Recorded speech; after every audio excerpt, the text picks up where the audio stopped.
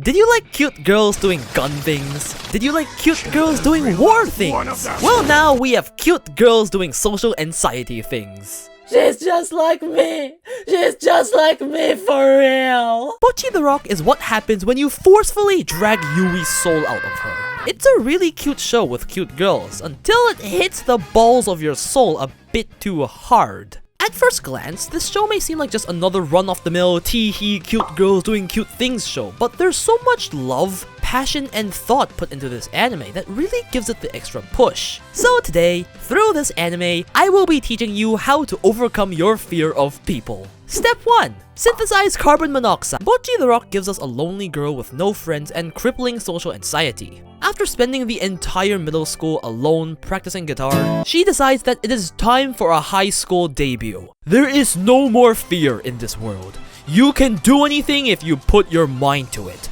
It's time to conquer all in your path, to evolve yourself, to take the first step towards a normal life.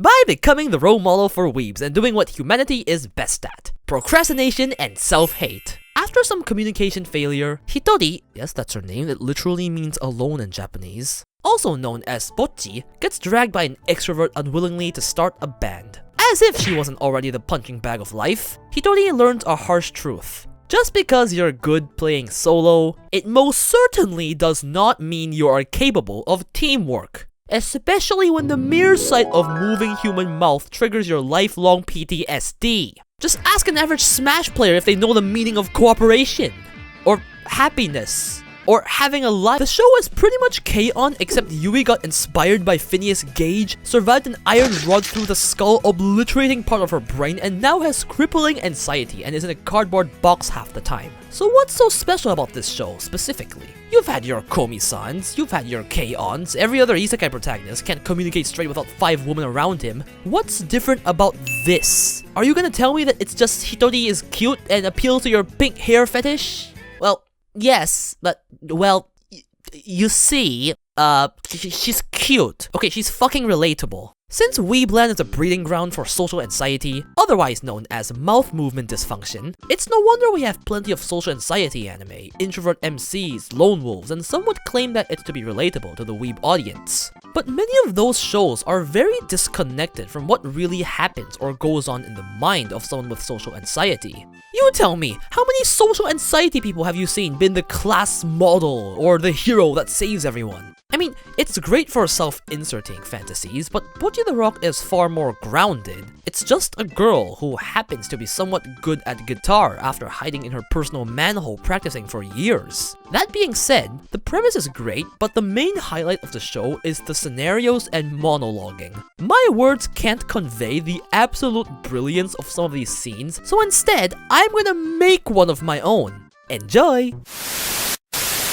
Oh my god, I just walked past someone I knew and instinctively avoided eye contact. Should I have said hi? Why didn't I just say hi? He's just a classmate. What if he thinks I hate him and starts hating me? Should I walk backwards and go back and say hi? No. That's awkward. He's too far away. But I don't want to keep this on my mind all day. I should just say something to him to get it out of my mind. It's weird if I walk that far away just to start a conversation though. I'll just say something later.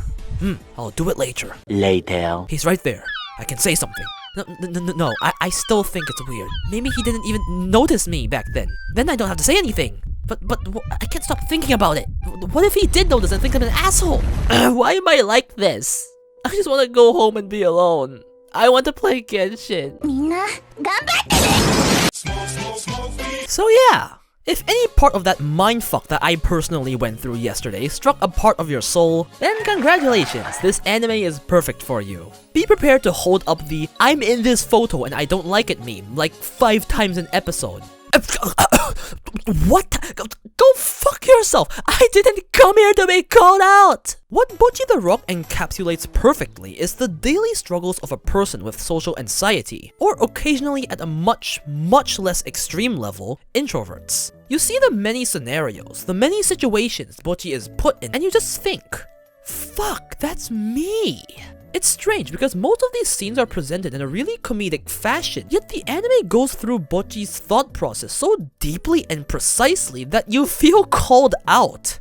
You ever wanted to walk into a place but didn't want to alone, so you stand outside waiting for someone you know, but then it's taking time and you procrastinate going in with every excuse physically possible? You get so few compliments that you still remember that time someone complimented your voice 5 years ago? You get called and always assume you fucked something up and assume people hate you for some reason. How about that time you wanted to avoid a social situation so badly, you fucking do everything you can to get yourself sick, and of course it never fucking works. Calls are a scam. I've felt all this shit. I've done all this shit. I still do this shit. I get it. Obviously not to the comedic extent of the anime, but I fucking get the feeling. The manga was clearly written by someone who's experienced all this. This is one of the first anime I've seen that managed to capture the mind of someone with even a tiny bit of social anxiety to the nail. The overthinking, the procrastination, the strange fantasies, it all clicks as something I've been through myself. It makes it really easy to fall for Bocchi because you're laughing at the sheer ridiculousness of some of these scenes. Look at this! What? What?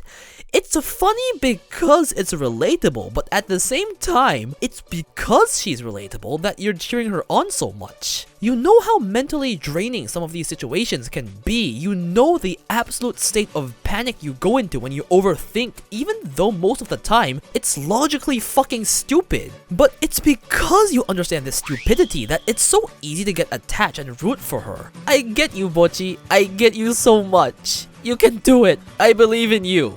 Is what I think half the episode, only to lose my shit at third wall breaking. Huh.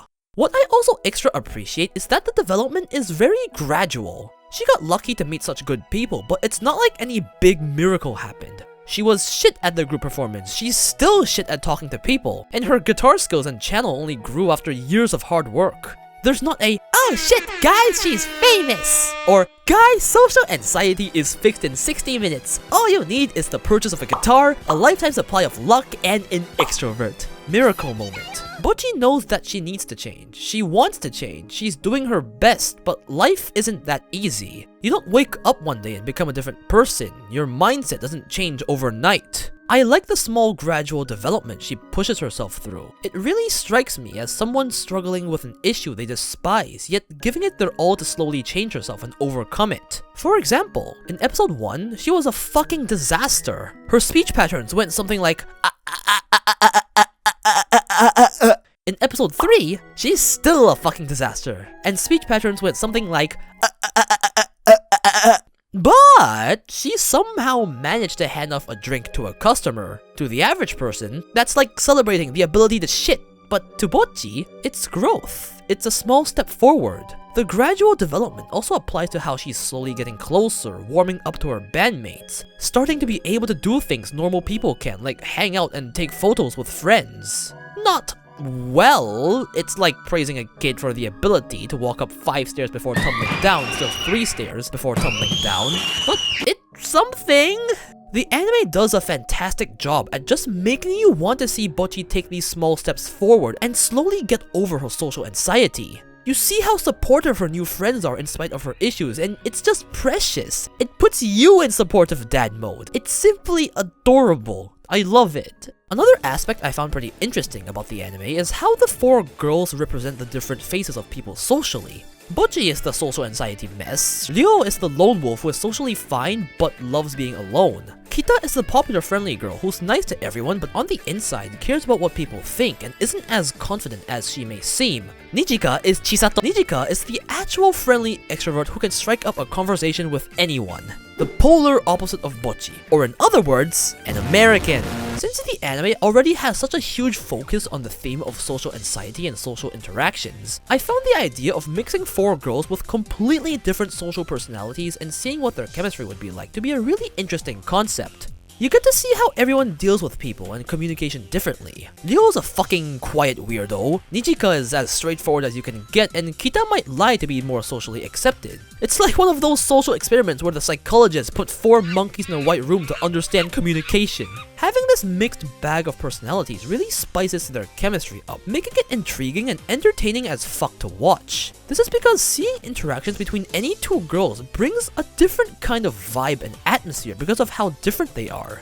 For example, Nichika is always the one screaming shit and bringing everyone together, but what about a conversation between just Bocchi and Ryo? Two introverts might make for some awkward silence, but it can also bring up some deep conversations that might not come up with the other two around. It's all these different social interactions that come up with a clusterfuck of personalities that keeps the anime fresh at times by giving a completely different vibe. Also, it's nice to not only have Bocchi as the focus, but have multiple characters act as comparison and contrast. For example, while completely different on the outside, Kita's lack of self-confidence could be reminiscent of Bocchi's negative self-esteem. And while Ryo appears to be quiet like Bocchi on the outside, there is a huge difference between crippling lonely social anxiety and willingly happily choosing to be alone. This diversity not only creates an inherently fun cast, but also brilliantly covers the theme of social situations by showing the many kinds of people that exist and how they tackle human communication.